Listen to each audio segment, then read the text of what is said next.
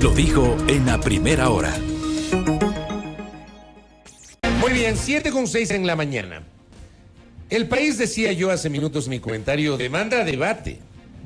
Por eso conceptualmente yo sí defiendo el ejercicio de ayer, conceptualmente. Que lo de ayer a mí no me gustó en la forma y en el fondo es otra cosa. Pero conceptualmente el debate debe darse en un país donde no hay cultura de debate, porque en este país no hay cultura de debate.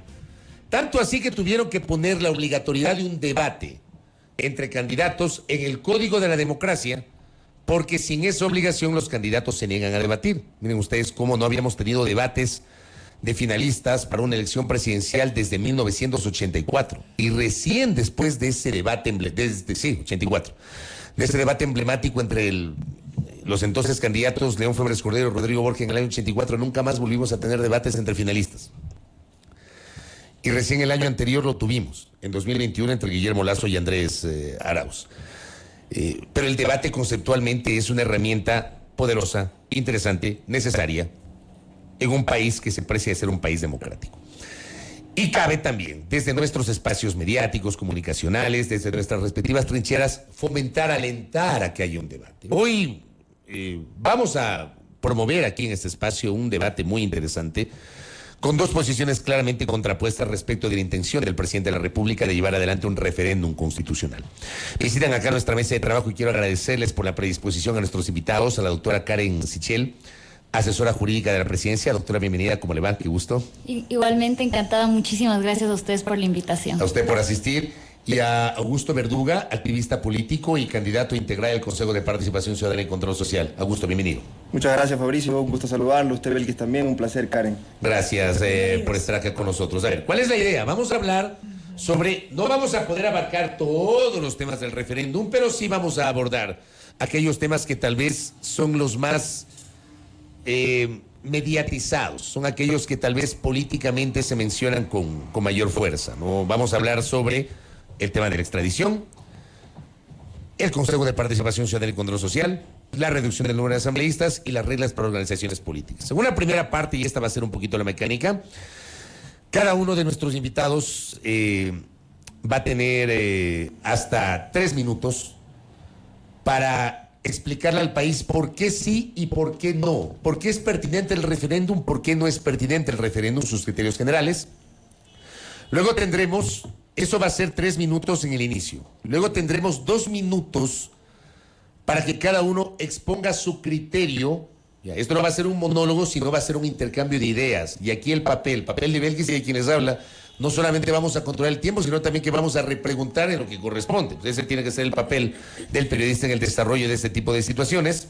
2 minutos para cada respuesta, repregunta 2 minutos, etcétera. Vamos a tener esa mecánica, la idea es manejarlo de esta manera. Y al final, en su comentario final, igualmente van a tener el tiempo de 2 minutos para su exposición. O sea, abriremos la primera intervención con 3 minutos para cada uno y luego vamos a desarrollar los temas con 2 minutos para cada intervención. Esa es la idea. Estoy seguro que este va a ser un ejercicio que va a contribuir para un mejor conocimiento y comprensión sobre la pertinencia o no del referéndum constitucional. Y empiezo con la doctora Karen Sichel. ¿Por qué sí? Porque usted está claro, defiende el referéndum. Bienvenido. Bueno, muchísimas gracias. ¿Por qué sí votar en la consulta? Bueno, como ustedes conocen, la consulta tiene 8 preguntas. Estas 8 preguntas tienen algo en común. Tiene un hilo conductor que es la lucha contra el crimen organizado. La lucha contra el crimen organizado en sus diferentes formas. Sea el crimen organizado transnacional a través de la extradición, que es una herramienta de cooperación internacional que nos permite a los países cooperar entre nosotros para desmantelar bandas criminales. Sea a través de la lucha de los delitos comunes, a través del fortalecimiento de la Fiscalía General del Estado, dándole autonomía, dándole recursos para que se pueda depurar la carrera fiscal, para que se puedan seleccionar más fiscales y tener más fiscales y mejores capacitados. Luego tenemos 4 preguntas en materia de institucionalidad que apuestan a depurar a nuestra clase política, a luchar contra la narcopolítica y también a transparentar a los movimientos políticos. Estas preguntas son en extremo necesarias porque van a permitir realmente incidir en la calidad de nuestra democracia y por lo tanto en el desempeño de nuestras instituciones públicas. Si es que nosotros queremos luchar contra la corrupción, realmente queremos luchar contra la corrupción, es necesario, es importantísimo tener instituciones autónomas e independientes que trabajen entre sí a través de representantes que realmente estén representando al país, asambleístas que realmente representen a los ecuatorianos. Eso buscan las siguientes 4 preguntas. Finalmente, tenemos 2 preguntas que tienen que ver con el cuidado del medio ambiente. Estas preguntas lo que buscan son realmente establecer herramientas a los ecuatorianos, establecer herramientas a las instituciones públicas para luchar contra la minería ilegal y luchar contra aquellas bandas criminales que se han asentado en nuestro país y que trafican nuestros recursos. Lamentablemente nosotros vemos con muchísima preocupación que uno de los mercados ilícitos más altos que tiene el Ecuador son aquellos que tienen que ver con los recursos no renovables. ¿Y por qué? Porque se toman estos recursos básicamente robándole a la gente y se mandan a otros países fronterizos para permitir y facilitar la producción y el transporte de sustancias ilegales. Entonces estamos hablando de una red criminal que ha permeado también a nuestra clase política, que ha permeado a nuestras instituciones, y la consulta tiene 8 herramientas urgentes, 8 herramientas necesarias que nos van a permitir a los ecuatorianos realmente tener un país más seguro. No seamos ingenuos, no existe una sola cura para la inseguridad, no existe una sola cura para el crimen organizado. No podemos mentirles a los ecuatorianos. En efecto, es un problema complejo, multidimensional, que requiere de una serie de herramientas y políticas públicas sistemáticas aplicadas, pero sin duda alguna, la consulta tiene 8 preguntas, 8 pasos adelante para desmantelar a estas organizaciones. Gracias, doctora. Gracias, doctora Sichel. Voy ahora con Augusto. Así como se plantea, sonaría conveniente. Sin embargo, consulto, y en los próximos 3 minutos, ¿por qué desde su óptica no es pertinente este referéndum? Bien, muchas gracias por esta oportunidad. Primero quiero agradecer otra vez a Fabricio y a Belkis por la oportunidad de debatir. Ciertamente esto es una cuestión deseable en todo país democrático, y celebro también la predisposición que ha tenido Karen de poder acudir a este llamado, ¿no? Para discutir ideas con respeto y frontalidad, valores que yo diría ciertamente se echan mucho en falta por parte del presidente de la República, quien yo diría desde el minuto 0 ha empañado este debate diciendo en una cadena nacional que los que se oponen a la consulta popular son narcotraficantes o son cabecillas de organizaciones criminales. Yo no soy ni narcotraficante ni cabecilla de ninguna organización criminal, y estoy aquí para defender un no rotundo con argumentos. Saludo, sí, la disposición que tiene entonces la asesora jurídica de la presidencia de debatir, y también celebro y reconozco su valía y su esfuerzo por representar a un gobierno que yo intuyo no será nada fácil, ¿no? Toda vez que este gobierno tiene un altísimo descrédito nacional y acusa deplorables índices de aceptación popular. Así que me parece que no será nada fácil eso. Ahora bien, yo quiero establecer aquí por qué estoy acá. Básicamente por 2 razones. En primer lugar, estoy aquí para defender la dignidad de las personas que han sido insultadas por el presidente de la República. Y en segundo lugar, estoy acá para decirle a la gente que esta consulta es una trampa. Y esto lo diré a lo largo de todas las intervenciones, en cada una de las preguntas que vayamos a analizar. Esta consulta es una trampa. Las soluciones demagógicas, como las que propone ahora el gobierno nacional, sirven como excusa para no atacar los problemas estructurales. Esto no va a resolver los problemas del país, los grandes problemas del país, los grandes pendientes, el desempleo, la falta de salud en los hospitales públicos, ¿no? La migración, más de 100.000 compatriotas, vomitados en su propia tierra, solo en lo que va en el año 2022. Así que el gobierno no necesita más excusas, no necesita una consulta popular, lo que necesita es más voluntad política y menos excusas. Yo estoy aquí también para representar a los compatriotas migrantes que miran este debate. Yo voy a hacer aquí, en resumidas cuentas, brillar la verdad frente a un intento monumental de venta de humo. No va a resolver esta consulta popular ninguno de los problemas que acusan a este país, sobre todo el tema de la ley de seguridad ciudadana. Esa pregunta específica de la extradición no resuelve ese problema y ya lo vamos a analizar. Muchísimas gracias. Correcto, gracias a los dos en esta primera aproximación, y entremos en materia. Augusto Verduga, doctora Karen Sichel, ha planteado, y para entrar justamente en el primer tema que quiero proponer es que es el de la extradición, ha planteado esto que es verdad, incluso yo mismo públicamente lo he criticado, el hecho de que, y no lo digo por usted doctora, de modo alguno, pero hay por ejemplo voces que asumen de que supuestamente quienes no están de acuerdo con la consulta o con la pregunta vinculada a la extradición le están haciendo el juego al narcotráfico. ¿Es así? ¿Esa es una posición de que quien no respalde esta pregunta de la extradición le está haciendo el juego al narcotráfico? Doctora Sichel. No, en absoluto, Fabricio, y agradezco la oportunidad para aclarar este asunto. El debate, siempre que sea argumentado, siempre que sea responsable, es bienvenido. Como usted decía al inicio, vivimos en una democracia. De hecho, es saludable disentir, es saludable estar en desacuerdo. Eso le va a ayudar a la ciudadanía a tomar una decisión informada. Lo que sí nos debería llamar la atención son aquellos argumentos en donde simplemente se dice todo no. ¿Por qué todo no? No se sabe todo no.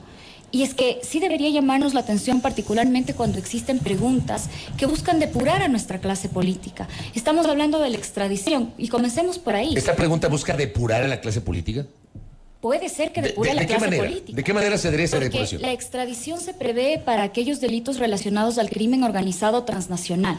A mí me gustaría explicarle a la ciudadanía cuáles son estos delitos para que vean la importancia de esta pregunta. ¿Cómo no va a ser útil poder extraditar, es decir, expulsar, sacar del país a través de un proceso de extradición a quienes cometen actos de corrupción? A quienes han vendido el crudo de nuestro país a organizaciones, a empresas transnacionales y les han robado a los ecuatorianos por años miles de millones de dólares.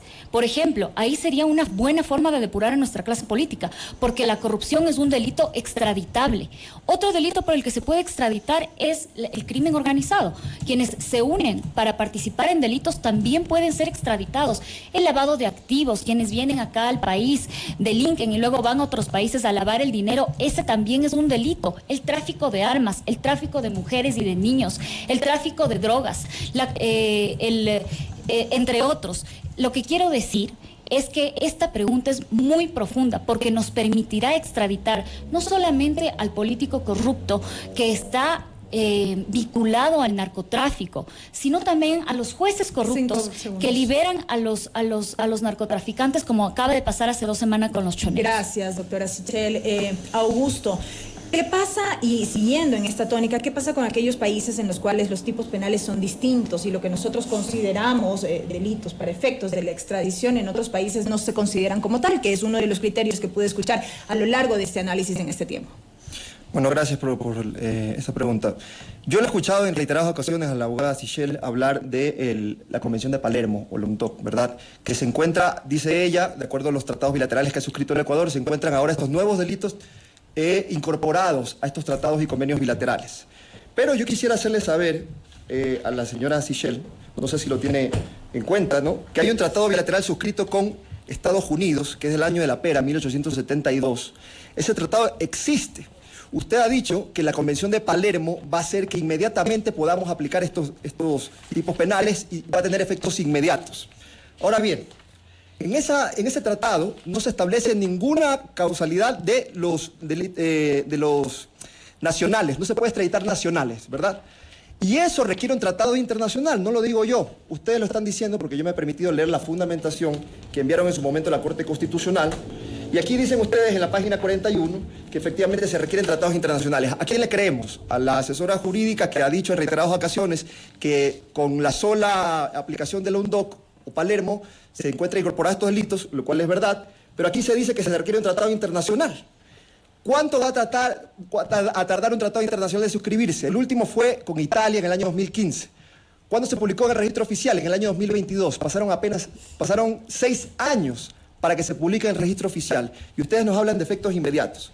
Pero sabe que no solo lo dicen ustedes, lo dice también el Departamento de Justicia de Estados Unidos. Esto es información pública, lo pueden consultar en la web. Aquí dicen los propios yanquis, los propios gringos, que se necesita un tratado de extradición. Esto dependerá evidentemente de que la Constitución de Ecuador sea enmendada, como es el caso de lo que quieren plantear el gobierno nacional, pero se requiere el tratado internacional, en suma. No tendrá efectos inmediatos. ¿Por qué? Porque se requiere la suscripción de un tratado nuevo con Estados Unidos. Y digo Estados Unidos porque siempre se está pensando que es el paraíso carcelario, no siempre vamos a mandar a los 1000 tiguerones, ¿no?, a Estados Unidos, ¿verdad? Se requiere el tratado internacional. La UNDOC no resuelve el candado de ir a un nuevo tratado ya sea una reforma o ya sea un nuevo instrumento en este sentido. Correcto. ¿Qué opina Karen Sichel sobre este argumento de Augusto Verduga? Sí, yo les quiero decir a los ciudadanos, yo solamente voy a leer el numeral 3 del artículo 16 de la UNTOC, que dice: cada uno de los delitos a los que se aplica el presente artículo, es decir, el artículo de la extradición, se considerará incluido entre los delitos que dan lugar a la extradición en todo tratado de extradición vigente entre los Estados parte.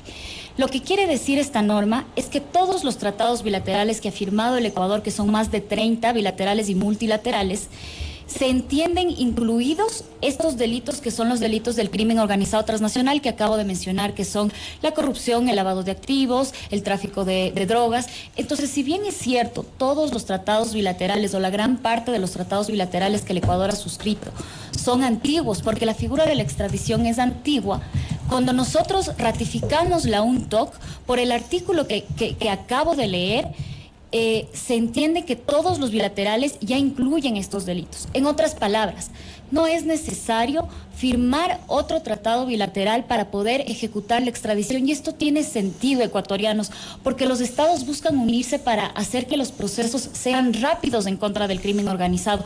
No buscan crear burocracia. No tendría sentido que se regule la extradición en un esfuerzo mundial como ha sido la Convención de Palermo para unirnos, para desmantelar estas bandas criminales y luego fijar un sinnúmero de límites y de burocracias. De hecho, existen casos en que la extradición se ha dado sin necesidad de un tratado bilateral. Ha pasado en Francia, ha pasado en Alemania, porque la idea de la extradición es establecer una cooperación entre estados que sea inmediata. El anexo, la disposición general, la disposición general única, también dice que esto se hará de manera inmediata. La lógica es ecuatorianos. Si es que los criminales son capaces de unirse entre ellos de manera internacional para delinquir, los estados también tenemos que unirnos para luchar contra estas bandas y desmantelarlas. Es simplemente esto. Y las normas que acabo de leer, no citar, acabo de leer textuales, dicen que esto se puede aplicar de manera inmediata. No nos dejemos de engañar. Tenemos, para quienes están siguiendo esta transmisión a través de las diferentes plataformas, el cronómetro en pantalla, en donde vamos midiendo un poco los tiempos. Veíamos disentir a Augusto Verduga respecto de lo dicho. Sí, no se ha entendido lo que he dicho, ¿no? Porque yo no he dicho que la UNTOC no incorpora esos delitos. Está claro, lo he dicho desde un primer momento. Lo que estoy diciendo es que la incorporación de esos nuevos delitos no rompe el candado de la suscripción de un nuevo tratado. Eso está en la propia fundamentación, insisto, y si ya que vamos a leer, permítaseme leer entonces 241, parágrafo 241, página 41 de ustedes, no sé si se ve, está la fundamentación que ellos mismos, Gobierno Nacional, envió a la Corte Constitucional. Dicen, como consecuencia de esta enmienda, además de que el objeto de la modificación constitucional busca esencialmente permitir la extradición en casos excepcionales para combatir el crimen organizado transnacional, la permisibilidad acarreará que para que intermedien procesos de extradición entre estados, es necesario que se emitan tratados internacionales de extradición y la firma y ratificación incorporará actores importantes como el presidente, la Corte Constitucional y la Asamblea. Efectivamente es así. El tratado debe primero tener el aval de Estados Unidos y luego también pasar por un filtro en la jurisdicción interna, ¿no? En la legislación interna. Tiene que ir a la Corte Constitucional para que haya un examen de constitucionalidad y luego tiene que pasar a la Asamblea. Puse para muestra un botón el caso de Italia. Se suscribió este tratado en 2015, es el último que hemos suscrito. Y recién se publica el registro oficial del 2022, porque la Asamblea recién lo aprueba el 2021. Estamos de acuerdo, señora asesora jurídica, en que la UNTOC, los delitos, la gama de delitos se amplía, pero eso no rompe el candado. Ahora bien, y con esto termino, ¿a cuántos criminales, yo quisiera preguntarle, a cuántos criminales narcotraficantes ustedes quisieran extraditar? 5, 10, 100. Le pregunto esto, porque yo no sé si ustedes están pensando que vamos a mandar en un avión de American Airlines a 5.500 tiguerones. El jefe de la policía en la provincia de Esmeraldas ha dicho que los tiguerones, solo esta banda, al menos existen 1.500 presos y 4.000 afuera. Y aquí tengo un dato también duro, esto tampoco me lo invento yo, por favor si se ve en pantalla esto, ¿no? Fuente, Congreso de Estados Unidos, con datos del Departamento de Justicia de Estado. Esto es un índice de las extradiciones de México a Estados Unidos en el periodo comprendido entre 1999 y el 2001. En el pico más alto, solo extraditaron a 115 en el año 2012. Y ustedes nos están diciendo en la consulta ciudadana que van a acabar con los narcos y criminales. Correcto, Augusto. Consulta ciudadana. Correcto, Augusto. Karen Sichel. Muchísimas gracias, Fabricio. A ver, yo creo que es importante aclarar un par de cosas. Entonces, estamos de acuerdo en que se requiere suscribir tratados bilaterales. Lo que yo estoy diciendo es que los tratados bilaterales ya están suscritos. El Ecuador tiene más de 30 tratados bilaterales y multilaterales que se podrán aplicar de manera inmediata. ¿Y por qué estoy diciendo esto? Me permito leer la disposición general única del anexo de la consulta que dice que para extraditar los delitos relacionados al crimen organizado transnacional, estos tratados se aplicarán de forma inmediata. Como la voluntad de los ecuatorianos es directa y se debe cumplir de manera inmediata, lo que significa es que todos los tratados que nosotros ya hemos suscrito se podrán aplicar de manera inmediata. No significa otra cosa sino que la literalidad. Entonces, cuando ustedes ecuatorianos les dicen que tendremos que, además de hacer la extradición, firmar un tratado bilateral y esto se demorará mucho, es falso. Simplemente se tiene que revisar la disposición que acabo de leer. A mí también me gustaría comentar sobre la eficiencia, que creo que es un debate que es más importante en todo caso que el procedimiento de la extradición. Ya sabemos que la extradición se puede aplicar de manera inmediata con los tratados. Hablemos de la eficiencia de la extradición. En Colombia y en México se ha aplicado esta figura. Nosotros hemos citado en la fundamentación de los anexos estudios que me permito presentar aquí, que son públicos para que ustedes los accedan, sobre cómo la extradición ha sido una herramienta eficaz para estos países para combatir y ayudar a desmantelar estas bandas criminales. No nos olvidemos quiénes estaban en contra del narco en Colombia. Por ejemplo, Pablo Escobar estaba en contra de la extradición en Colombia. Por obvias razones. El mayor narcotraficante de la historia. Él prefirió morir en Colombia a ser extraditado a Estados Unidos. La única forma, por ejemplo, de capturar al Chapo Guzmán, uno de los mayores narcotraficantes de la modernidad, ha sido a través de la extradición. Entonces, si es que los narcotraficantes tiemblan por la extradición, les da miedo, ¿por qué nosotros los estamos protegiendo? Correcto. Augusto. ¿Realmente ustedes creen que los narcotraficantes de verdad se están comiendo las uñas con esta propuesta de la consulta popular? Yo le decía, ¿no? Y me permito mostrarlo otra vez.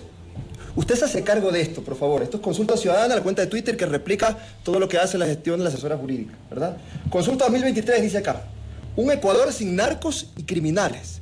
Por favor, ecuatorianos. Un Ecuador sin narcos y criminales. Esto es lo que nos están vendiendo. Humo, esto es una trampa. ¿Vamos a extraditar a los 4.500 tiguerones? Por favor. Otra cuestión importantísima. Han dicho ustedes también, esto es lo que Consulta Ciudadana retuitea, la consulta oficial, la página de la Consulta Ciudadana oficial, ¿verdad? Juez concede la prelibertad a Junior Roldán, ¿no? ¿Por qué se tramita la prelibertad? Porque el SNAI presenta 299 documentos. Y entonces dicen, por esto es que necesitamos la extradición, ¿no? Los 299 papeles, al parecer, suplen los requisitos de ley. ¿Quién tramita las prelibertades de los narcotraficantes de este país? El propio gobierno nacional, por favor. A través del SNAI. A través del... ¿Qué es el SNAI? Si no es la función ejecutiva de este país. Y dicen, por eso necesitamos ir a la extradición. Porque tenemos jueces corruptos. Si fuera por los jueces corruptos también, Fabricio Belkis, señora asesora jurídica, entonces, si yo estoy preso y soy narcotraficante, ¿verdad? Y me entero que voy a seguir un proceso, que me van a seguir un proceso de extradición, es tan fácil para mí como sobornar a un juez corrupto que en menos de 24 horas me va a dar el habeas corpus. Y entonces, ¿en qué queda el trámite de la extradición? No le vendan humo a la gente, por favor. Esto es una trampa. Y esto es una medida demagógica, y las medidas demagógicas se utilizan cuando no se atacan los problemas estructurales. ¿Por qué no renovan la escuela de guías penitenciarios? ¿Por qué no depuran la Policía Nacional? ¿Qué pasó con los narcogenerales? ¿Para cuándo una investigación seria? Un impulso procesal por parte del Gobierno Nacional a ese respecto. ¿Por qué no recuperamos el Ministerio de Justicia? Basta ya de mentirle a la gente de esa forma. Basta ya de mentir. Esto es una vendida de humo. No va a solucionar los problemas de la inseguridad porque el gobierno es un gran productor de pobreza y de miseria. Ese es el problema estructural. Cuando no se garantizan derechos sociales mínimos, entonces eso es un caldo de cultivo. Correcto. Para que nuestros adolescentes vayan a ser reclutados por estas organizaciones. Quiero cerrar este tema con una reflexión final de cada uno y quiero partir sobre algo que me escriben acá que me parece interesante. Acá uno de nuestros oyentes dice, pero la extradición funciona si el delincuente cometió un delito en donde se le pide la extradición. Así es. Por ejemplo, ¿qué tal chonero sicario? No te lo van a pedir de Estados Unidos. Me parecería interesante que nuestra invitada, la doctora Sichel, aclare esto en el último tramo de este tema, doctor. Y en este sentido, si me permite, nos llega justamente una inquietud. Nos dicen si tendrán listo el listado de los ecuatorianos requeridos por la justicia americana. Al final, otro país debe requerirlos para extraditarlos. Sí. A ver, voy a empezar por su pregunta. Gracias, doctor. El artículo 3 de la UNTOC nos dice que se puede aplicar este convenio y, por lo tanto, la extradición para los delitos que se cometen en un solo estado, digamos en Ecuador, pero que tiene efectos sustanciales en otro, digamos Estados Unidos. Entonces, aquellos ecuatorianos que son criminales, que que están delinquiendo actualmente en el Ecuador, que están traficando droga o que están cometiendo actos de corrupción, y si es que esos delitos, como por ejemplo es el narcotráfico, tiene efectos en Estados Unidos, sabemos que es la causa número 1 de muerte en Estados Unidos, el abuso de sustancias estupefacientes. Entonces, O sea, lo comete aquí, pero se trata de un delito transnacional. exactamente, precisamente porque vivimos en un mundo globalizado en donde el delito ya trasciende fronteras. Y sobre la pregunta que usted me hacía, que era sobre... Le consultan si tendrán listo el listado de ecuatorianos requeridos por la justicia americana, porque al final otro país debe requerirlos para extraditarlos. Sí, otro país debe requerir para extraditar, y ahí comienza la cooperación internacional entre los países para desmantelar estas bandas. Lo que va a hacer la inteligencia del Ecuador es colaborar con la inteligencia de otros países para que se puedan dar estas extradiciones. Para mí, la conclusión de esto es, no nos han dicho dónde está la trampa en la pregunta 1, tenemos los anexos aquí, ¿dónde está? A mí me gustaría que nos contesten. ¿En qué artículo del anexo 1 está la trampa para la extradición? No nos han dicho por qué se supone que es inútil. Estamos viendo que tiene unos efectos enormes para materia del crimen organizado transnacional, para sacar y expulsar de nuestro país a corruptos, para sacar y expulsar a nuestro país a políticos que han vendido a la patria, a narcotraficantes. No estamos diciendo que sea la única solución, voy a repetir nuevamente lo que dije al inicio, pero es un paso fuerte y potente en contra del narco. Regresemos a ver quiénes son quienes se oponen al narco en otros países y veamos que los narcos tiemblan ante la extradición.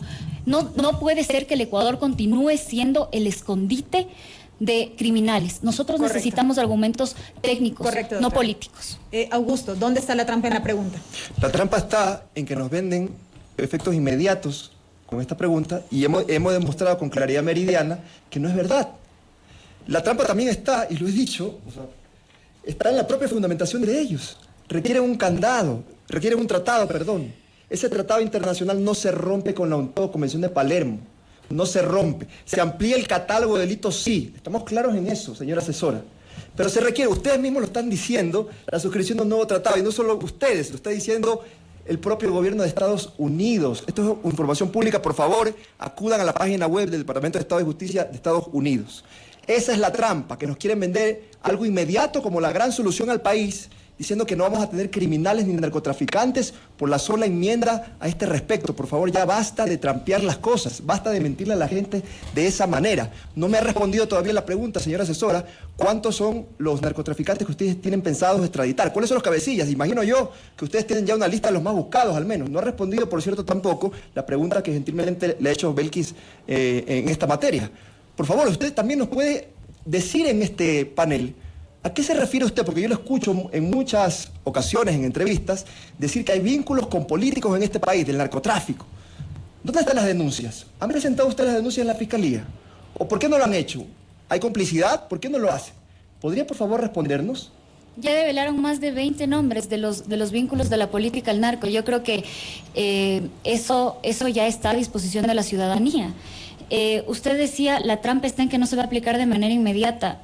Bueno, digamos, o sea, está mal, porque acabamos de leer la transitoria que expliqué, pero digamos que usted tuviera algún punto. Entonces, ¿ustedes están de acuerdo en que la extradición es eficiente, es una herramienta eficaz y solo les preocupa que va a ser un proceso largo? Pero no se tiene que empezar por algún lugar. Tenemos que rendirnos y dejar que nuestro país esté infestado de bandas criminales. 25 bandas criminales reporta la policía que tenemos actualmente en el Ecuador. No tenemos que hacer algo los ecuatorianos. Aquí la decisión es clara, ciudadanos. Nosotros tenemos dos opciones. O nos unimos y cuidamos nuestro país de los criminales y defendemos nuestro territorio y nos unimos con otros estados a una lucha mundial que busca desmantelar estas bandas que son, por cierto, quienes más vulneran sistemáticamente los derechos humanos. ¿Cómo operan estas bandas en nuestro país? Vienen al Ecuador, esclavizan a niños tan jóvenes como de 10 años, les hacen adictos a sustancias ilícitas y luego los usan como soldados. Si es que eso no anima un síntoma de humanidad por nuestra clase política, de que debemos hacer algo sobre esto, no sé qué podría ser. Correcto. Augusto, ¿algún añadido chiquitito para cerrar este tema? Para responderle, porque dice ella que no tengo ningún punto. Cortito. Si nosotros extraditamos a narcotraficantes, ¿sabe cuál también es el problema? Que no tenemos la ruta del dinero mal habido. Si sabe que si se extradita a una persona a Estados Unidos, El Ecuador no recupera ni un solo centavo, ni un solo centavo. Hay un informe robusto de Fundación Ideas para la Paz de Colombia que dice y devela precisamente esto. Cuando se extradita a alguien, esos dineros mal habidos, producto del narcotráfico, se quedan en el país requirente, en este caso Estados Unidos. Entonces, si nosotros queremos tener un plan serio y robusto para no solo tener la punta del iceberg, sino todo el iceberg, nunca vamos a poder tener el diagnóstico real de lo que sucede en el país si los narcotraficantes van a ser extraditados y nosotros no lo podemos juzgar. Correcto. En la justicia ecuatoriana. Correcto. Le he respondido a su pregunta. Este tema muy interesante ha sido el punto de partida. Vamos a un segundo tema. Consejo de Participación Ciudadana y Control Social, doctora Karen Sichel. ¿Es o no la joya de la corona de esta consulta? De las 8 preguntas, la joya de la corona es el Consejo de Participación Ciudadana. Doctora Karen Sichel, en 2 minutos. Yo diría que todas las preguntas son importantes. Acabamos de tomarnos media hora en la primera pregunta.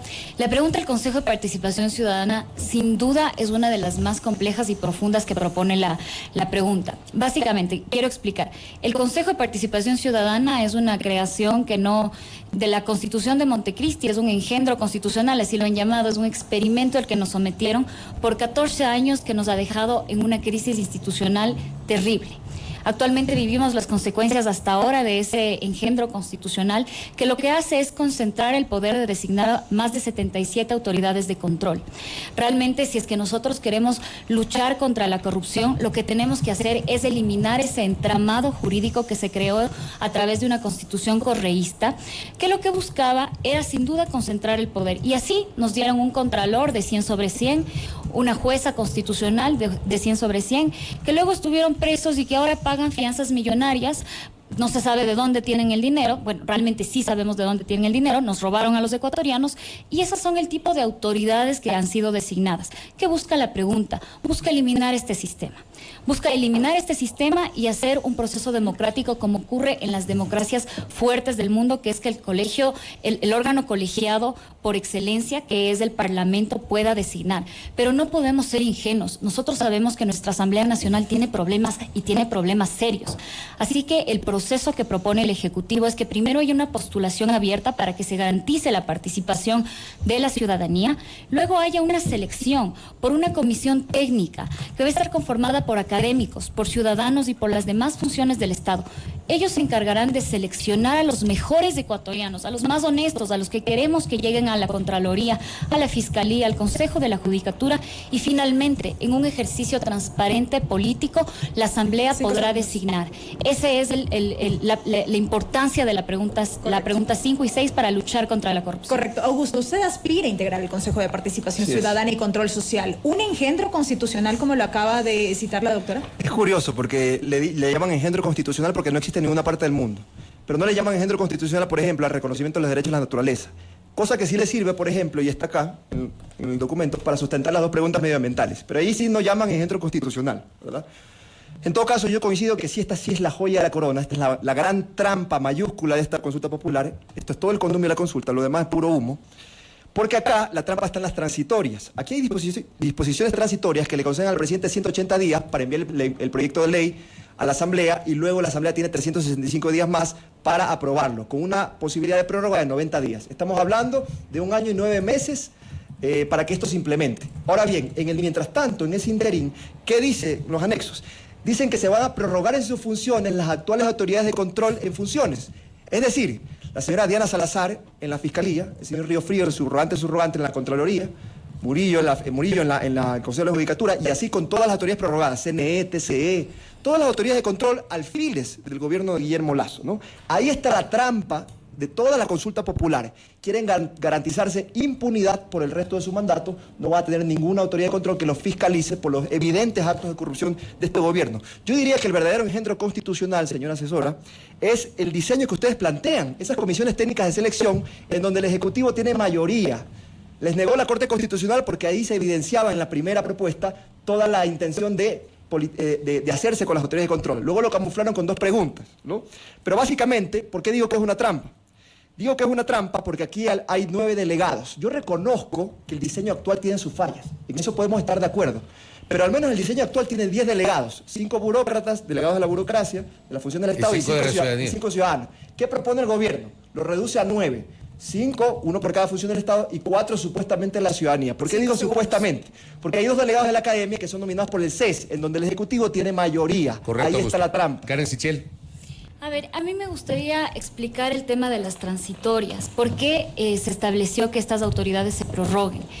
Porque estamos en una crisis institucional que, me permito recordarnos, ha traído el Consejo de Participación Ciudadana. Tenemos un contralor que sin duda es el subrogante del subrogante del subrogante.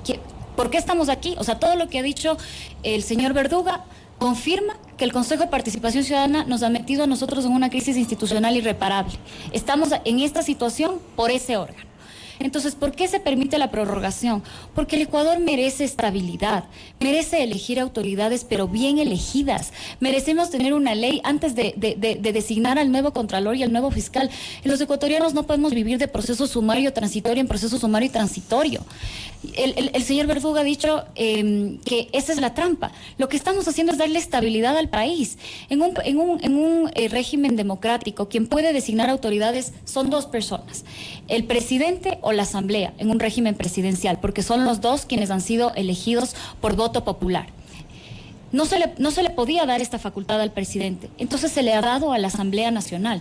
No existe una muestra más grande de que no hay aquí trampa en los anexos, de que el presidente haya querido darle esta facultad a la Asamblea Nacional en donde tiene oposición, porque ese es el compromiso democrático con el que se ha hecho la consulta. ¿Pero qué pasa si la Asamblea no designa?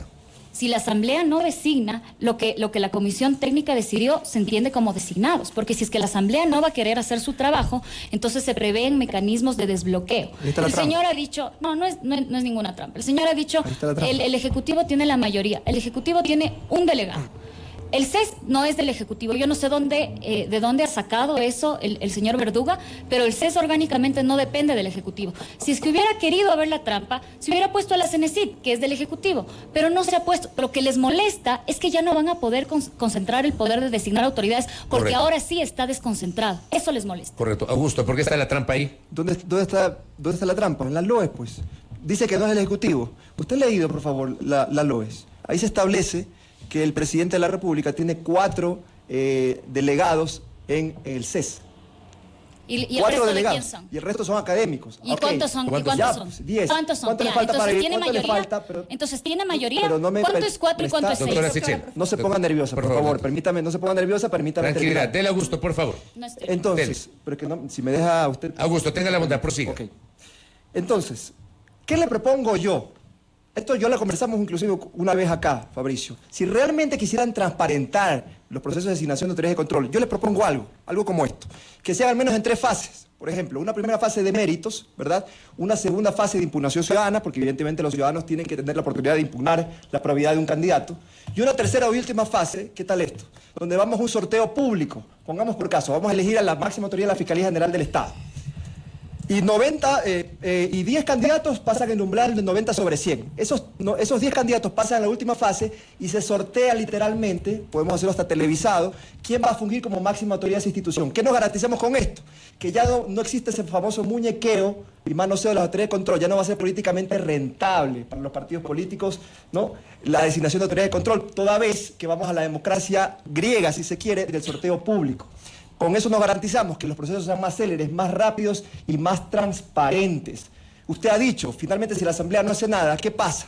Pone la Comisión Técnica de Selección, es la que decide, pues, de Comisión Técnica de Selección en la que el Ejecutivo, insisto, puede tener mayoría. Este es el verdadero engendro constitucional, esta es la trampa, queridos compatriotas, a no comer cuento.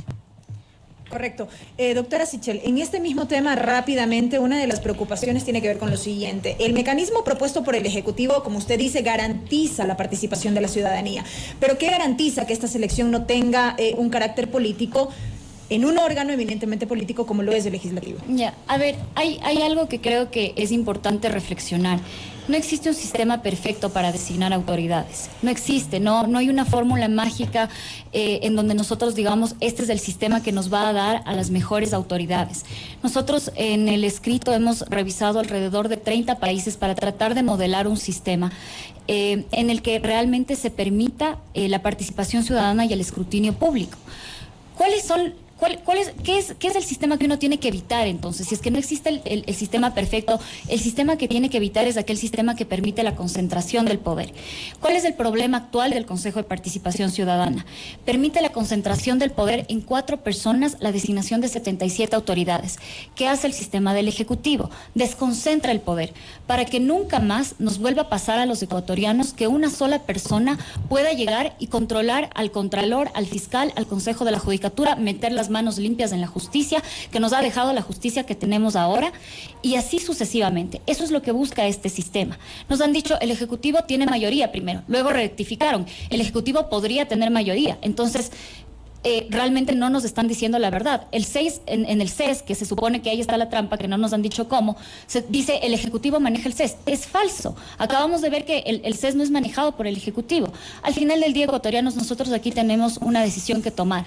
O queremos que el sistema siga siendo igual, o queremos que este sistema que nos ha traído corrupción, que nos ha traído un cura Tuárez que está preso, que nos ha traído carnés falsos de discapacidad, que nos ha traído tráfico de influencias, o queremos continuar con ese sistema, o queremos realmente hacer un proceso democrático en donde no se pueda concentrar este poder de designación. Esa es la decisión que nosotros tenemos que tener. Si es que tenemos un compromiso real en contra de la corrupción, nos debe interesar muchísimo cómo vamos a designar a nuestras autoridades para que sean los mejores ecuatorianos realmente quienes sean designados en estas autoridades. Augusto, su réplica. Critican con tanta vehemencia al Consejo de Participación Ciudadana y hablan del desastre del Consejo, que ciertamente no les ha dado la talla a los consejeros, evidentemente coincidimos en eso. Pero ya nos olvidamos entonces de cómo cercaron con gendarmes, con policías, el edificio del Consejo de Participación Ciudadana. ¿Por orden de quién? Del Gobierno Nacional. Ustedes son protagonistas en este desastre del Consejo de Participación Ciudadana, ¿no? Tienen una persona autoproclamada como presidente, Hernán Ulloa, con sus secuaces ahí, fue censurado por parte de la Asamblea Nacional, siguiendo todo el procedimiento establecido para ese efecto, ¿no? Y valiéndose de un juez corrupto, el señor Lindado, de la Concordia, se los reintegra. Y estas personas que están cometiendo un delito están nominando autoridades de control. Para muestra un botón, el superintendente de bancos. Tenemos en este país, no se sabe, ¿no?, cuántos superintendentes de bancos tenemos. 2, ¿no? Uno que es funcional al gobierno. Recordarán ustedes que el señor Raúl González, que estuvo en la terna del presidente Lazo, luego se dio cuenta que no iba a ser alfil, que no iba a ser funcional. ¿Y qué pasó? Pasó lo que estamos viendo ahora. Así que no nos digan, por favor, no nos vengan otra vez a mentir diciendo que ustedes no son protagonistas de este desastre que es ahora el Consejo de Participación Ciudadana. Ustedes son responsables directos, tienen injerencia directa en lo que está pasando en el Consejo de Participación. Ustedes son los protagonistas de lo que está pasando. Si no pudiéramos nosotros hacer nuestros propios diseños institucionales, como el que yo estoy proponiendo y el cual usted no se ha pronunciado, ¿qué querría significar eso? ¿Es que entonces siempre estamos atados al pasado? ¿Es que nunca podríamos hacer ninguna innovación de índole constitucional? Porque así lo dictan los países del primer mundo. No podemos nosotros darnos la oportunidad. Pero usted está consciente de que tiene que cambiar el estado de cosas. Totalmente. Por eso soy candidato, Fabricio.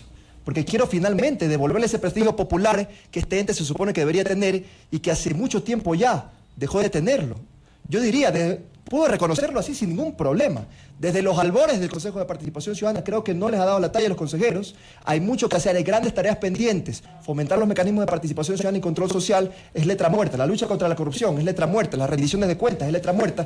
Pero también podemos ir a procesos más transparentes y más rápidos de designación de autoridades sin la injerencia del Poder Ejecutivo. Correcto. Estamos conversando aquí en esta interesantísima tertulia. Este es un debate, ¿no? Una confrontación de ideas entre Karen Sichel, asesora jurídica del gobierno, y Augusto Verduga, activista político y candidato al Consejo de Participación Ciudadana y Control Social. Voy rápidamente a la pausa.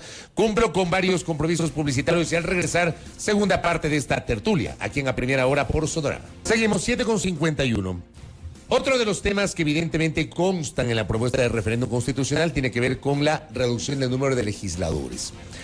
Actualmente son 137 asambleístas. El gobierno defiende esta como una alternativa para tratar de mejorar la calidad, ¿no? Hay una discusión sobre lo cuantitativo y lo cualitativo. Yo le pregunto ahí y empiezo justamente esta parte de nuestra charla con Karen Sichel. ¿El quid del asunto es el número o es la calidad? Doctora Sichel, 2 minutos. Bueno, las dos cosas están entrelazadas. Entonces, lo que busca realmente la pregunta sobre los asambleístas es reconfigurar al Parlamento. Entonces, ¿cuál es el problema que nosotros hemos identificado? En nuestro Parlamento existen escaños fijos. Tenemos 15 asambleístas nacionales, no sabemos por qué, 2 por provincia, 2 regionales que nunca existieron, 2 por distrito metropolitano, 6 por el exterior, pero no existe una representatividad en función de la proporcionalidad. Nosotros hemos tratado de ver qué cambios se podían hacer a nuestra Asamblea Nacional para que se incidan también en la calidad del trabajo legislativo.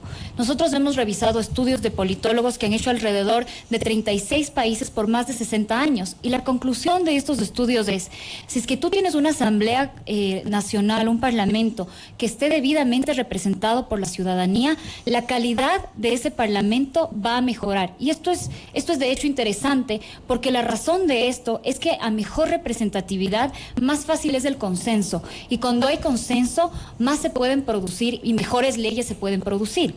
Entonces, si bien la pregunta de la Asamblea Nacional reduce el número de asambleístas, que también es un efecto importante de la enmienda, lo que realmente estamos haciendo es reconfigurando al Parlamento de tal forma que eliminemos las distorsiones de representación que actualmente existen. Por ejemplo, existen provincias en el Ecuador en cuyos habitantes, el voto de cuyos habitantes vale 16 veces menos que el de otras provincias del Ecuador. Estas distorsiones se dan por la irresponsabilidad de la Constitución de Montecristi, en donde no se tomó en cuenta algo tan básico como que la población en el tiempo va cambiando.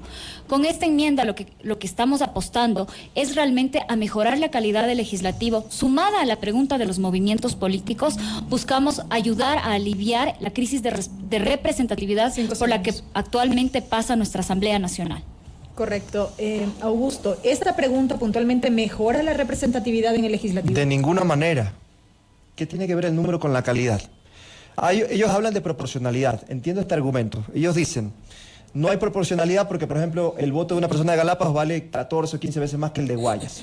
Pero no están hablando de proporcionalidad en el sentido del volumen de circunscripciones. Esto es, ellos hablan de proporcionalidad como mismo peso de voto individual por territorios, indistintamente de si son provincias grandes o provincias históricamente olvidadas, que por cierto son las menos pobladas y las menos desarrolladas. ¿Ya? Pongamos por caso un ejemplo. En la propuesta que el gobierno plantea, provincias como Bolívar y Carchi se quedarían con un asambleísta. ¿Qué pasa, por ejemplo, si un bolivarense, una persona tiene una específica demanda en concreto, ¿no?, que quiere trasladárselo al Parlamento, y resulta que la única persona que fue elegido para ser representante de la Asamblea de esa provincia presta oídos sordos a esa demanda? No tengo a quién acudir. Si no es de mi línea, no me escuchan, no tengo a quién acudir. Díganle entonces al bravo pueblo de Bolívar que se va a quedar con un asambleísta. Yo estoy aquí también representando a los migrantes. O sea, Bolívar bajaría de 3 a 1. A 1. Lo mismo pasa con Carchi. De 3 a 1. De 3 a 1. Por favor, a los migrantes también se les recorta su representación. Díganle a los migrantes a cuenta de qué se les quita su representación. Son la reserva moral de nuestro país, aquellos que envían las remesas con mucho esfuerzo, mientras que un presidente corrupto envía sus dineros a guaridas fiscales, ¿verdad? Dicen el tema hablan sobre el tema de los escaños fijos en los asambleístas nacionales. Actualmente, efectivamente, tenemos 15 escaños fijos. ¿Qué es lo que proponen ellos? Si yo no me equivoco, se aumentan los escaños porque ahora están poniendo no escaños fijos, eliminan esa cuestión y lo ponen en función del número de habitantes, ¿verdad? Creo que son 2 asambleístas por millón de habitantes, algo por el estilo. Con lo cual tenemos un resultado de aproximadamente 28 nacionales. Si ahora mismo, ¿sabe por qué la gente no tiene conexión con la asamblea? Porque no conoce quiénes son los asambleístas. Si actualmente es difícil conocer a 15 personas, ¿cómo no será conocer a 28? ¿Qué pasa con los asambleístas nacionales, Karen Sichel? Los asambleístas nacionales se duplican porque se quiere fortalecer el liderazgo de los asambleístas nacionales, además que representan a la nación. El señor Verduga decía... no tiene que ver la cantidad con la calidad. Yo estoy de acuerdo en la medida en que esto no puede ser reducido a lo que él está haciendo. Él está diciendo, antes tenías 3, ahora tienes 2. Nosotros hemos efectuado un estudio, o 1. Eso no tiene sentido. No podemos ser tan burdos como para tratar de reducir una crisis de representación tan profunda que tiene la Asamblea Nacional a un asunto de números. Nosotros hemos hecho un estudio que me permito aquí mostrar, en donde se valoran no los números, sino el porcentaje de representación que actualmente tiene cada provincia. Yo quiero ser muy clara con quienes nos escuchan. Todas las provincias serán representadas, todas. Ahora, si es que quieren más representación, eso se hará en proporcionalidad al número de habitantes. Y estoy diciendo, no lo estoy diciendo yo, lo están diciendo los expertos. Aquí también me permito presentar el estudio que está a disposición de la ciudadanía para que lo revisen, en donde nos dicen, mientras mejor estén representados los ecuatorianos, mejores leyes. Ahora nosotros tenemos una asamblea que tiene el 5% de credibilidad. Los ecuatorianos no nos sentimos representados por estos asambleístas y eso no tiene que ver con el número, también tiene que ver con la calidad de los movimientos políticos. Por eso está la siguiente pregunta. Lo que queremos es que los movimientos políticos estén realmente vinculados con la ciudadanía, para que una vez que estén vinculados con la ciudadanía, los candidatos que propongan conozcan las necesidades de la ciudadanía. No puede ser que tengamos asambleístas quejándose porque no les permitieron trabajar durante el Mundial. No puede ser que tengamos asambleístas que se fueron de vacaciones y que nos dejaron pendientes de la aprobación de la ley de seguridad. Esta asamblea no nos representa. Estas dos enmiendas, tanto la reducción de asambleístas como la reducción de movimientos políticos, son buenas para la democracia. Correcto. Augusto, si de mejorar la calidad se trata, ¿cuál sería un mecanismo a su juicio si, como se ha manifestado, no pasa por un tema de reducción de legisladores? Por ejemplo, ¿por qué no ponemos como una sanción, ¿no?, el transfugismo político? Aquellas personas que se dan los famosos camisetazos en la Asamblea Nacional, ¿verdad? Este tema debería ser una cuestión de inmensa preocupación por parte de cualquier gobierno, ¿no? Te presentas por una lista, luego eres elegido, tienes el favor popular, ¿no?, y luego te declaras independiente. Y ya no obedeces a esa línea, ¿no? Te declaras independiente y ya puedes hacer lo que te dé la gana, ¿no?, sin responderle a esa línea política que te dio el favor popular. Eso sería una propuesta de fondo y real. Miren ustedes, yo quería también presentarles esto a los compatriotas que nos escuchan a través de este amable medio de comunicación. Esto fue publicado en la cuenta Consulta Ciudadana, nuevamente, que es la que replica la gestión de la abogada Sichel. Esto fue el 28 de diciembre. 28 de diciembre pusieron, ponte 11, que se viene la reducción de asambleístas, ¿no? Y anexan este meme, donde dicen menos asambleístas, igual menos corrupción. Yo no sé cómo catalogar a esto, o sea, cómo describir esto. Menos asambleístas, menos corrupción. Quiero preguntarle entonces, la gente se está quejando ahora mismo del pésimo servicio en los hospitales públicos. ¿Qué hacemos a este respecto? ¿Tenemos mejor nivel en nuestros médicos? ¿Los capacitamos de mejor manera? ¿O reducimos el número de enfermeras y de doctores? Esta es una pregunta que yo le formulo. Quisiera que usted me responda, por favor, señora asesora. ¿Qué hacemos a este respecto? Si tenemos tan malos médicos y la gente se queja por esto, ¿qué hacemos? ¿Los recortamos entonces a los enfermeros y los médicos para que no se quejen tanto?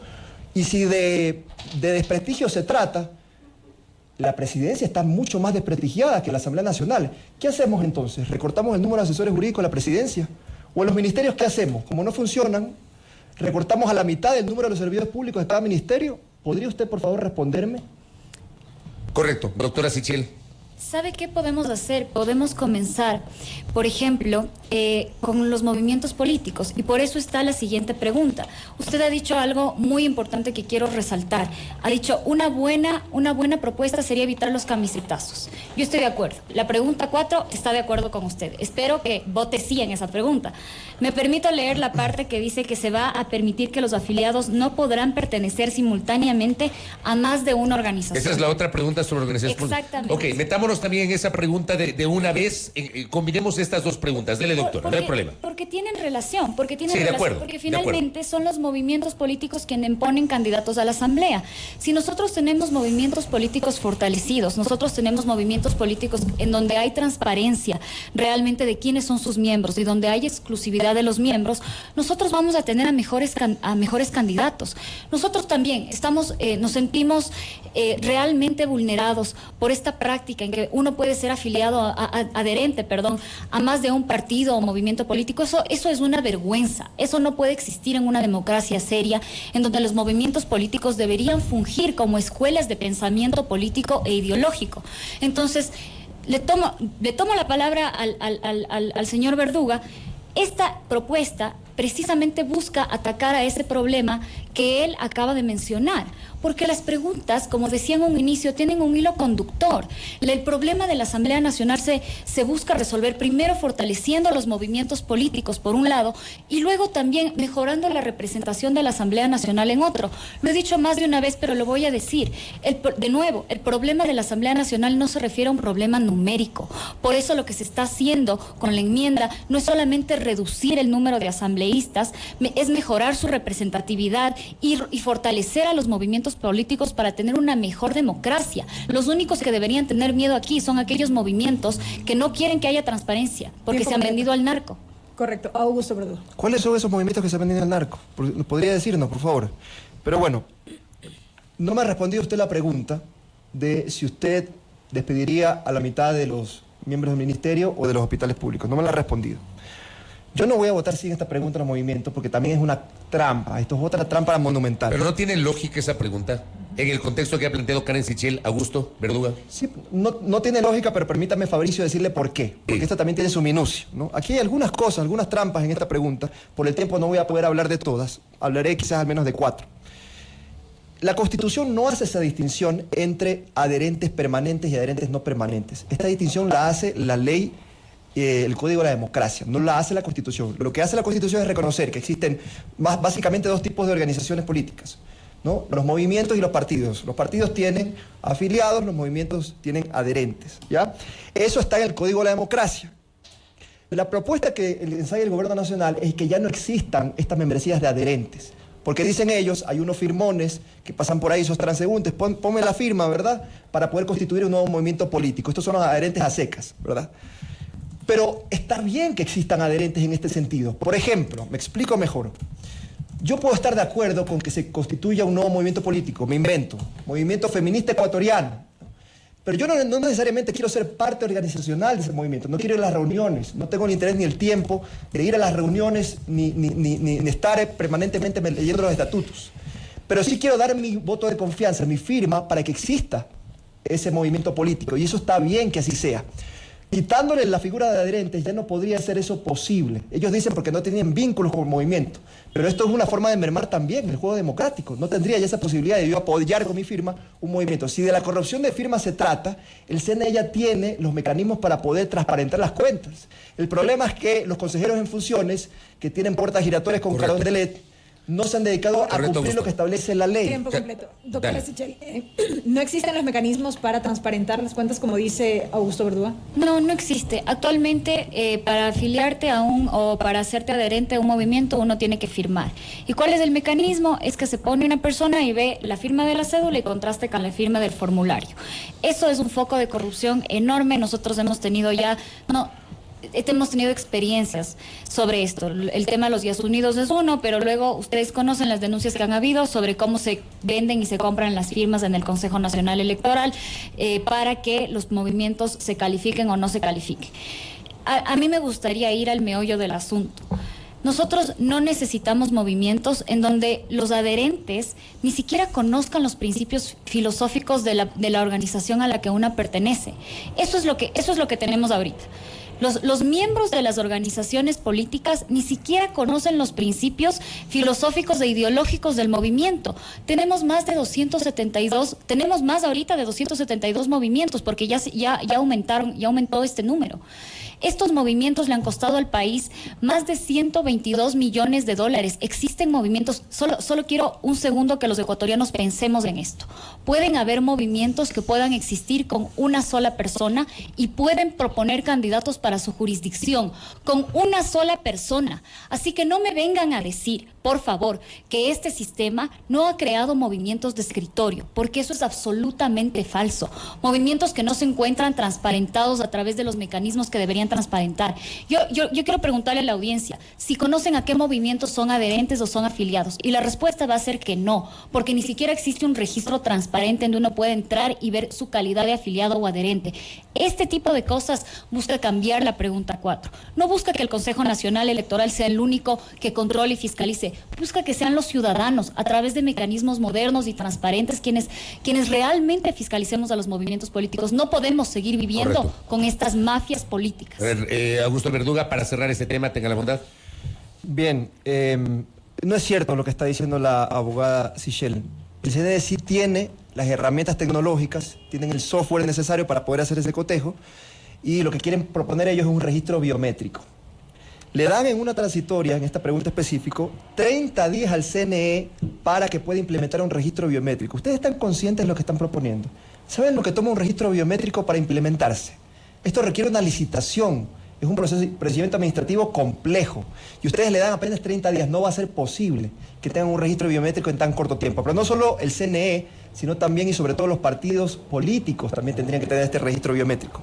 Pero le diría algo más. Aquí también un riesgo enorme, un peligro latente.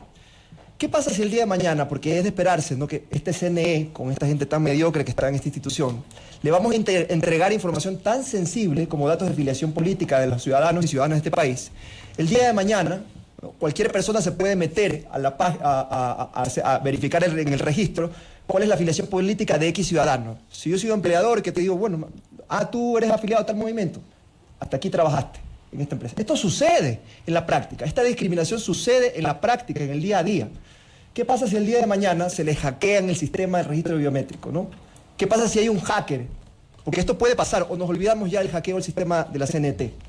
Y el día de mañana no tenemos entonces dinero en nuestras cuentas de ahorros porque hay una estafa masiva en los usuarios del sistema financiero. Esto es posible en este país. Le vamos a entregar información tan sensible al Consejo Nacional Electoral. ¿Qué se necesita también para ese registro biométrico? Esto implicaría que los discapacitados, los menores de 16 a 18 años, las personas que viven en la ruralidad, tengan que trasladarse físicamente al CNE a poner su huella o a poner su iris para tener este registro biométrico. ¿Ustedes están conscientes de todo lo que esto implica, con todos los riesgos y los costes que esto genera? Correcto. Tengo tiempo para lo último, porque ahí hemos combinado estas dos preguntas, que era lo de la Asamblea y también el tema de las organizaciones políticas.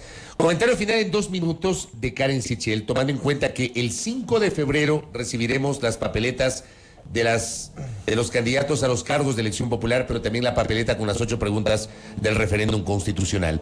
Ustedes apuestan una victoria por el sí, pero están preparados para una eventual derrota en ese proceso electoral. Su comentario final, doctora, tenga la bondad. Gracias, Fabricio.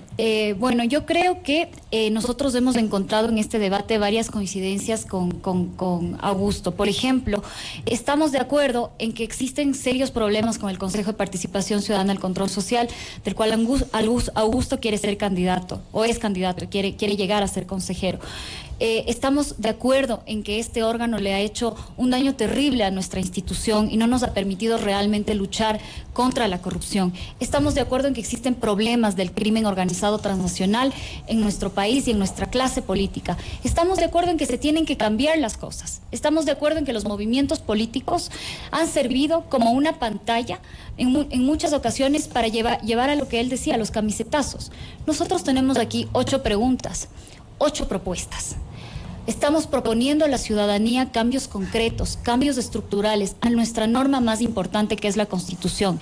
Son 8 pasos adelante para luchar contra el crimen organizado. Son 8 pasos adelante para luchar contra los políticos que nos han decepcionado año tras año en sus gestiones, contra los consejeros de participación ciudadana que cometen actos de corrupción, que falsifican carnés de discapacidad, que realmente la ciudadanía, si los conoce por sus actos de corrupción y no por las autoridades que no han designado. Estamos todos de acuerdo en que el Ecuador tiene problemas estructurales, y lo que hemos hecho con esta consulta es proponerle a la ciudadanía 8 soluciones estructurales que nos permitirán avanzar en los problemas complejos que tiene el Ecuador. Y tendremos que seguir trabajando, pero lo que no podemos hacer es quedarnos quietos, contentos con que los movimientos políticos no tengan control, contentos con que el Consejo de Participación Ciudadana, que no ha funcionado en 14 años, y esperanzados en que algún día vaya a funcionar. No ha funcionado y no va a seguir funcionando porque no está diseñado para funcionar democráticamente. Así que les llamo, ecuatorianos, a votar informadamente este 5 de febrero. Correcto, doctora. Augusto Verduga, sus comentarios finales en 2 minutos. Creo que ha quedado evidenciado en este debate que hay argumentos sólidos para votar 8 veces no, por lo menos 6 veces no, porque nos faltaron algunas preguntas en esta consulta popular. Yo quiero terminar haciendo alusión a un hecho doloroso que lo vi hace poco en redes sociales, seguramente ustedes también lo vieron. Esa escena, ¿no?, de 3 niños, esto circuló en redes, 3 niñitos que jugaban a ser delincuentes, ¿no? 2 iban en una moto, uno era un transeúnte, uno sacaba una pistola de juguete, hacía el ademán de que le pegaba unos tiros al transeúnte y el otro caía tendido en el suelo, ¿no? No sé si usted vio ese video, señora asesora. Es una penosa realidad que nuestros niños jueguen a ser delincuentes. Yo quiero preguntarle a usted, si usted ve ahí a potenciales extraditables, o se ve ahí a una infancia, una niñez amenazada por la falta de oportunidades. Yo miro lo segundo. Y estoy convencido de que el gobierno nacional es el responsable de la debacle de país. Ya nos dimos contra el pavimento en la consulta de Moreno, ¿verdad? Consulta apoyada por Lasso en su momento. Dijo que iba a resolver los grandes problemas del país. 7 veces sí dijeron. No nos podemos dar contra la misma piedra 2 veces. El gran problema de este país se llama desigualdad. El problema es que el neoliberalismo mata. Y por eso yo estoy convencido de que hay que llegar a las instituciones para servir al pueblo ecuatoriano, no para servirse. Por eso soy candidato al Consejo de Participación Ciudadana y Control Social, porque quiero adecentar ese consejo y porque quiero devolverle ese prestigio popular que se supone que debería tener y que no lo tiene precisamente por la incidencia e injerencia directa del Ejecutivo en este organismo de control. Compatriotas, a votar patrióticamente en esa consulta popular. 8 veces no. Y para adecentar el Consejo de Participación Ciudadana está su consejero en el casillero número 5, en la papeleta de hombres del Consejo de Participación. Muchas gracias. Correcto. Les quiero agradecer a los dos por el tiempo y sobre todo por la altura. La idea es esa, la discrepancia hay que llevarla así, con altura, como corresponde. No se trata de insultarse ni de pelear, no para discrepar. Yo creo que la discrepancia es legítima en democracia. Defiendo, obviamente, el valor de la discrepancia en democracia, pero sobre todo la altura con la que nuestros invitados el día de hoy se han referido a este tema tan complejo del referéndum constitucional. Doctora Karen Sichel, gracias por el tiempo. Gracias, Augusto Verduga, gracias por el tiempo. Que han estado aquí con nosotros en esta más de una hora que nos hemos extendido para justamente escuchar su postura respecto del referéndum constitucional. Primera plana. Todas las noticias, todas las voces.